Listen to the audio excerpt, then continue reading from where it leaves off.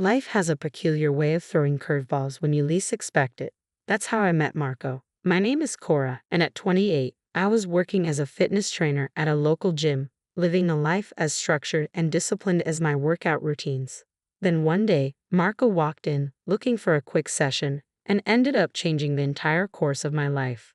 "Hey, I'm Marco," he said, flashing a smile that could light up the darkest corners. "Heard this is the best place to get in shape. Mind showing me the ropes?"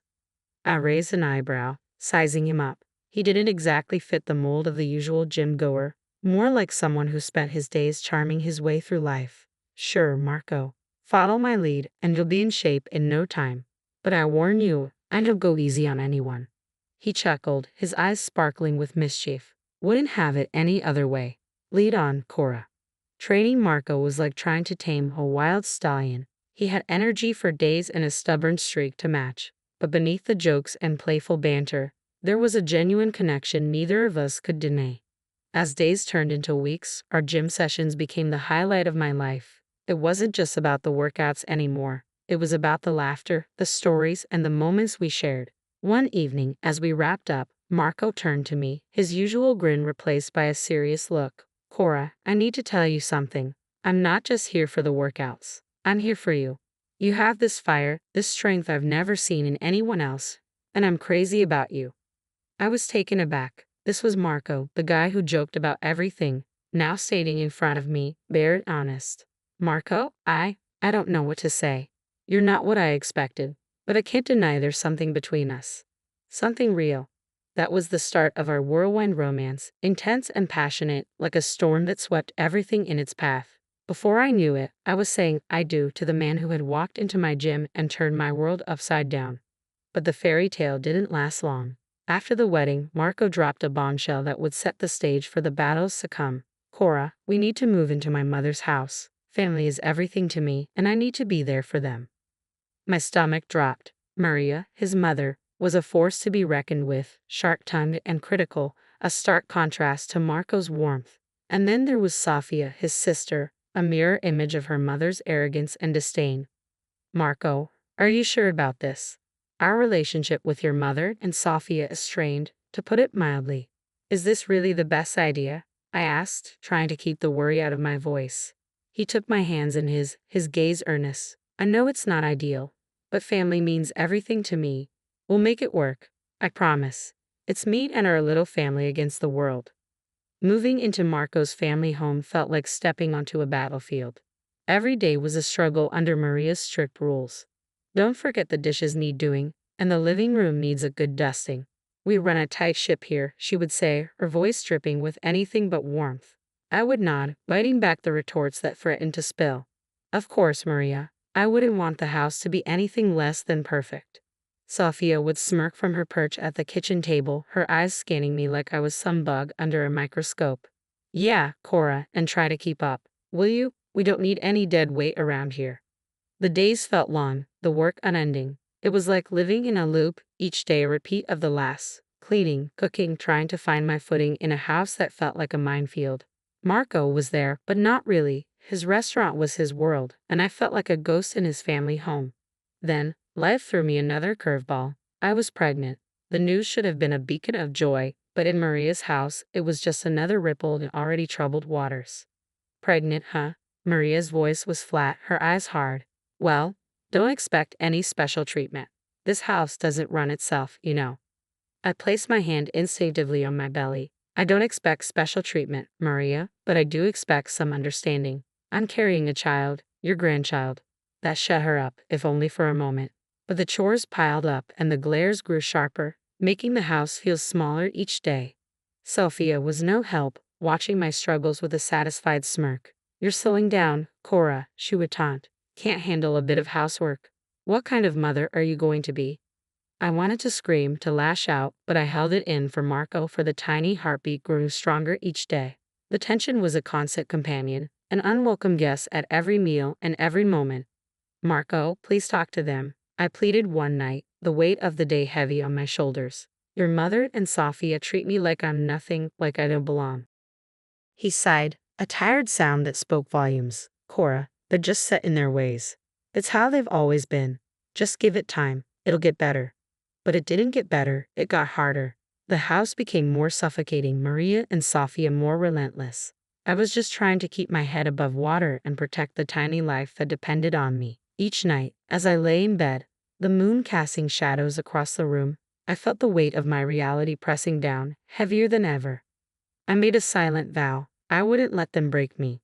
Their disdain and sharp words wouldn't define me. I was stronger than they realized, and one day they'd see, this house, this battlefield, would be mine to conquer. Becoming a mother was supposed to be the most beautiful chapter of my life. But in Maria's house, it felt more like a trial by fire. Luca was my little bundle of joy, my ray of sunshine amid the storm. Yet every coo and every cry was met with relentless pressure and criticism from Maria and Sofia. Really, Cora, can't you keep that child quiet? Maria snapped, her tone sharp as knives, every time Luca whimpered. I held him closer, whispering words of comfort, trying to shield him from his grandmother's harshness. He's just a baby, Maria. Babies cry. That's how they communicate. Sophia rolled her eyes, her voice dripping with disdain. Oh, please, you're just not doing it right, Cora. Maybe if you paid more attention to him instead of feeling sorry for yourself, he'd be quieter. Their words stung, each one a reminder of how out of place I felt in this house and this family. It wasn't just the verbal jabs, it was the scrutinizing looks, especially after my body had changed during pregnancy. The weight I'd gained became a favorite topic of ridicule. Looks like those fitness trainer days are long gone, huh, Cora? Maria would chuckle, her smirk infuriating. Better lay off the sweets if you want to fit into your old clothes again. I clenched my fists, forcing a smile to hide my hurt. I'm proud of my body, Maria. It brought Luca into this world. The weight is temporary, but the love I have for my son is forever. But my defiance fell on deaf ears. I was the outsider, the intruder in their perfect little world. And no matter how hard I tried, it never seemed to be enough. Enough was enough. The constant belittling from Maria and Sofia wasn't just chipping away at my spirit, it was igniting a fire within me, a fire to reclaim my life, my body, and my self-respect. I decided to take control right there in the suffocating walls of that house. I started small, turning the corner of my room into a personal gym. It wasn't much, just a mat, some weights, and a determination as strong as steel. This is it, Luca, I whispered, cradling him in one arm while setting up my phone to record. Mommy's turning it all around, starting now. The first few days were tough. The exercises left me breathless, my muscles screaming in protest. But each drop of sweat and every aching limb felt like a triumph. You think you can just bounce back, Cora? Maria sneered one day, watching me pant through my routine. It's not that easy, you know. Takes more than a few stretches to fix what's broken. I wiped my brow, fixing her with a steely gaze. Watch me, Maria. I'm not just fixing what's broken. I'm building something stronger. I don't need your approval or your snide comments. That's when I decided to go public with my journey. I started a YouTube channel and an Instagram page, sharing every struggle and every victory. It was raw and real, and to my surprise, it resonated with so many out there. Look at this, Luca. I'd say, showing him the screen filled with comments and likes. We're not alone. There are so many rooting for us. Then came the offers from advertisers, turning my little corner of the internet into a thriving source of income. I was stunned and overwhelmed. But above all, I felt empowered. Can you believe this, Luca? I whispered, tucking him into bed. We're doing it. We're really doing it. But with every success, the tension in the house grew thicker. Maria and Sofia couldn't stand it, the way I turned their ridicule into armor, their disdain into a driving force. What's this now, Cora? Playing the star while the rest of us do the real work? Sofia spat one day, her eyes filled with venom. I stood my ground, Luca on my hip, my heart stronger than ever. It's called turning the tide, Sofia. It's called taking back control. And if that bothers you, well, that's your problem, not mine. What once felt like a prison was now just a backdrop. My world was larger, brighter, filled with the love of my son and the support of a community that saw me for who I truly was. The success of my online channels was a sweet victory, but it brought a new kind of challenge. Marco was stunned by the numbers, the comments, the sheer scale of it all. But his pride was bruised. He didn't want the world, especially his family, to see the shift in our roles. Cora, this is incredible, he said one evening, his eyes pleading. But you know how my mother and Sofia are. Please, let's keep this between us. I don't want them thinking I'm not the provider. I sighed, the weight of his request heavy on my shoulders. Marco, I'm proud of what I've achieved. It's not just about the money, it's about respect, about independence. He nodded, reaching for my hand. I know, and I respect that. But in this house, it's complicated. Let's just keep it our little secret for now. Reluctantly, I agreed and began transferring $4,000 a month to Marco's account.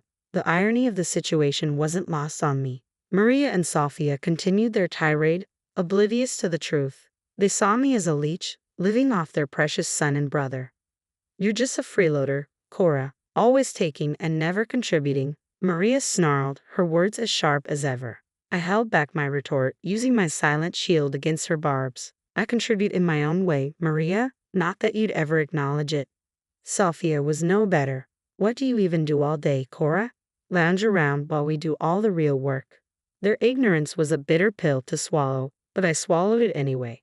My focus was on Luca, my channels, my newfound strength. I'd walk with my son in the park, my camera constant companion, capturing moments, workouts, and the real me that they refused to see. Cora, you're wasting your time with those videos, Maria scoffed, watching me edit my latest post. But the numbers told a different story. The subscribers, the views, the comments. They were real, tangible, and they were mine. Maybe to you, Maria, but to me and to thousands out there, it's anything but a waste, I replied, my confidence unwavering. Marco's restaurant troubles added another layer to her already complicated life. One day, he approached me, his pride barely holding back his desperation. Cora, the restaurant is struggling. I need help. Could you? Would you lend me some money just to tide things over? His vulnerability was a rare sight, tugging at my heartstrings. Of course, Marco, I'll help. But this isn't just a loan. It's an investment in us, in our family. His relief was palpable, but it was tinged with the unspoken truth. I was the lifeline, the silent savior of the family facade. As I transferred $10,000, I watched the gratitude and guilt flicker in his eyes. I sensed the balance had shifted. Time in that house felt like a ticking bomb, with each day bringing us closer to an explosion. Sofia's marriage introduced her husband, Rick, into our already cramped space, and his presence only heightened the chaos and tension that had become a constant in our lives. You two just take up space, Maria sneered, her words slicing through the crowded living room.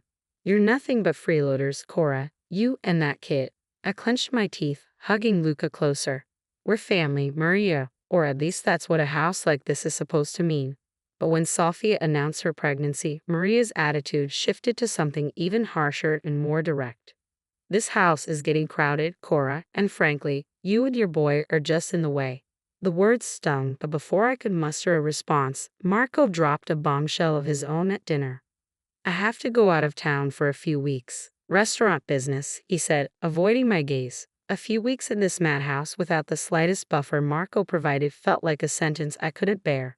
You're leaving now, with everything going on? I asked, my voice barely a whisper over the lump in my throat. He didn't meet my eyes. I have to, Cora. It's important. And just like that, he was gone. The door shut behind him, and the weight of his absence settled over the house like a thick fog. I tried to maintain a semblance of normalcy for Luca. We went for walks, did our workouts in the park, anything to escape the suffocating atmosphere of the house. But when we returned from kindergarten one day, the sight that greeted us froze me in my tracks. Our belongings, bags, suitcases, Luca's toys, were piled outside the front door like trash. Mommy, what's happening? Luca's small voice trembled with confusion and fear. I swallowed hard, fighting back tears as I approached the door. Maria, Sofia. What is this? Why are things outside? I demanded, my voice shaking with anger and disbelief. The response came cold and merciless from the other side of the door. You heard me, Cora. The house is too crowded, and you two are just taking up space. It's time for you to leave and find somewhere else to call home. Maria's voice was like a knife, and Sofia's echoing laughter twisted it deeper. I stood there, my whole world collapsing around me. What should I tell Marco? What would I say to my son when he asked where his father, his home had gone? Their laughter was the only answer, a cruel reminder that we were expendable. An inconvenience easily discarded. With a heavy heart and a mind swirling with shock and betrayal, I gathered our belongings. Holding Luca's hand tightly, I stepped away from the house that was never a home. The pain was sharp, the betrayal bitter, but it was the clarity of the moment that struck me most. This was the end of one chapter, a chapter of struggle and pain, but it was also the beginning of something new, something ours. I rented an apartment, a small but safe haven for Luca and me. As I unpacked our lives, the reality of what had happened and what I had escaped began to sink in. I was alone, but for the first time in a long time, I felt a flicker of hope, a sense of freedom. Settling into the new apartment was a bittersweet experience. It was a sanctuary where the shadows of Maria's house couldn't reach us. I meticulously arranged our belongings, trying to make the space feel like home when my phone buzzed with a message that sent shockwaves through my world. It was from Sophia, her message laced with sickening glee. "You think you know Marco? Think again, Cora." Attached was a link, a portal to a truth I had never imagined. Trembling, I clicked it, my heart racing. I clicked the link, and my world fractured as the screen lit up with images that shattered my reality. There was Marco, not mired in restaurant troubles but tangled in the arms of another woman. Their intimacy was unmistakable, the photos standing in stark contrast to the lies he had spun for me. The most recent shots were dated just yesterday. The business trip, the stress, everything had been a cruel facade, and I was the unwitting financier of his double life. A numbing cold washed over me, the pain and betrayal intertwining into a fierce resolve. For years I had been the backbone, the silent supporter of a man who lived in shadows while his family treated me like dirt. A week of emotional turmoil was punctuated by incessant calls from Marco, whose voice had once been a source of comfort but was now a trigger for my contempt. "Cora, please, you need to come back. Mom and Sophia crossed the line, and the restaurant is in shambles. I need you. The bills are piling up." His pleas, once capable of tugging at my heartstrings, now ignited nothing but disdain.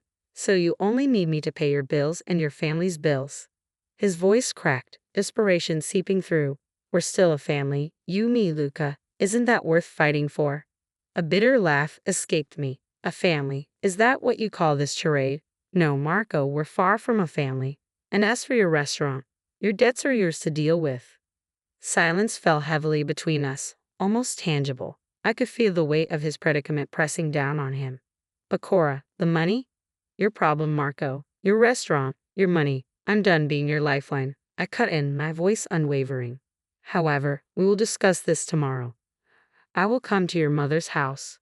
I made my decision. I returned to that house, not as the broken woman they expected, but as the force they never saw coming. Armed with the truth and a plan that would turn their world upside down, I stepped into the lion's den. Marco's face lit up with a mix of hope and surprise, but Maria and Sophia's expressions were cold and calculating. They clearly weren't thrilled about my return. "Look who's back," Maria said, her tone dripping with disdain. "Missed us, have you?" I met her gaze without flinching. "Not at all, Maria. I'm here for something important." I handed Marco an envelope. His face drained of color as he recognized it for what it was: divorce papers. "Marco," I stated, relishing the taste of freedom, "our marriage ends here." Maria and Sophia's initial shock quickly morphed into smiles. "Finally getting rid of the dead weight, and Marco?" Sophia jeered, her laughter grating on my nerves. But their joy was premature. "Don't get too excited," I interjected sharply. "You might want to sit down for this. It's been me, not Marco, keeping this household afloat." The room fell silent, stunned. Marco's eyes darted between me and his family as the truth hung in the air. "It's true," he admitted, his voice barely audible. "The restaurant's been failing. Cora's been covering everything. She transferred $4,000 to me every month." Maria and Sophia turned on him, their faces twisted with anger and disbelief. "You lied to us. You let her pay our bills." Maria's voice was shrill. "What should we do now without her money?" "I'm going to file for alimony," Marco said, desperation clear in his tone. "I earn less, so it's only fair." His mother and sister delighted in this revelation, clapping their hands as if they were celebrating a victory. Their hollow applause echoed in the room, but I couldn't help but laugh at the absurdity. "You think that's going to work, Marco? You won't get a cent from me, especially not after I found out about your affair." The color drained from his face. "How did you?" he stammered, his bravado crumbling. I pointedly looked at Sophia. "Your sister was kind enough to send me all the proof I needed." What erupted next was chaos, accusations flying as betrayals were laid bare. Marco and Sophia shouted at each other, arms flailing amid the frenzy. But I remained calm, my next move crystal clear.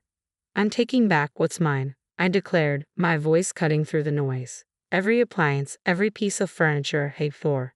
You're left with what you've earned, which is nothing."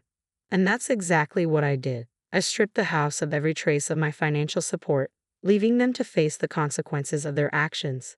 Their pleas for mercy and forgiveness fell on deaf ears as I blocked their numbers, severing the last ties to a life of deceit and disrespect. The fallout was swift. Marco's restaurant crumbled under the weight of debt. The house was lost, and Sophia's husband walked away from the wreckage of their family. They were left with nothing but each other and the mistakes they had made crammed into a rented apartment. As for Luca and me, we flourished in our new life. Our days were filled with love, laughter, and the peace we had fought so hard to find. The past was behind us, a distant memory overshadowed by the bright future we were building together. We were more than survivors. We were conquerors, and our story was just beginning.